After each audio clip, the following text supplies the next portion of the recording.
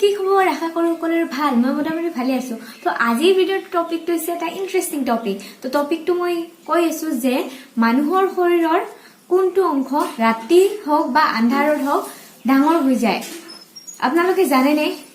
ধুনিয়া ফ্যাক্ট কিন্তু এটা তো কোনটো অংশ মানুহৰ ৰাতি বা আন্ধাৰ সময়ত ডাঙৰ হয় হেতু মই ভিডিঅ'টোত কম কিন্তু ভিডিঅ'টো আৰম্ভ কৰাৰ আগতে আপোনালোকে যদি মোৰ চেনেলটো এতিয়ালৈকে সাবস্ক্ৰাইব কৰে তেন্তে প্লিজ কৰি দিয়ক আৰু সাবস্ক্ৰাইব কৰাৰ সময়ত কাষতে যেটো বেল আইকন থাকে নিশ্চয় প্ৰেছ কৰিব যাতে মই আগলৈ দিয়া নতুন নতুন ভিডিঅ'সমূহ পোনপ্ৰথমে আপোনালোকে পাব পাৰে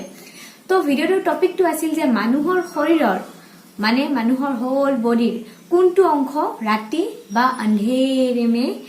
ডাঙৰ হৈ যায় তো সেই অংশটোৰ বিষয়ে মই কৈ আছো তো হল কি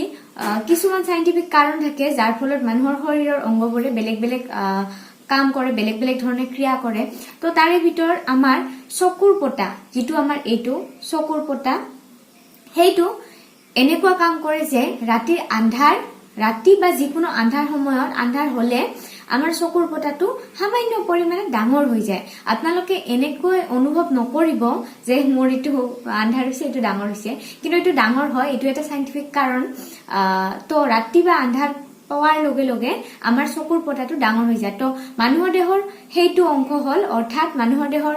আন্ধাৰত আৰু ৰাতি ডাঙৰ হোৱা অংশটো হল আমাৰ চকুৰ পটাটো তো আপোনালোকে ভিডিঅ'টো চাই নিশ্চয় গম পালে কি বস্তু ডাঙৰ হয় তো ঠিক আছে তেন্তে ভিডিঅ'টো চাই যদি ভাল পালে তেন্তে লাইক কৰক শেয়াৰ কৰক কমেন্ট কৰক দেন ফ্ৰেন্ডস নাও বাই বাই টেক কেয়াৰ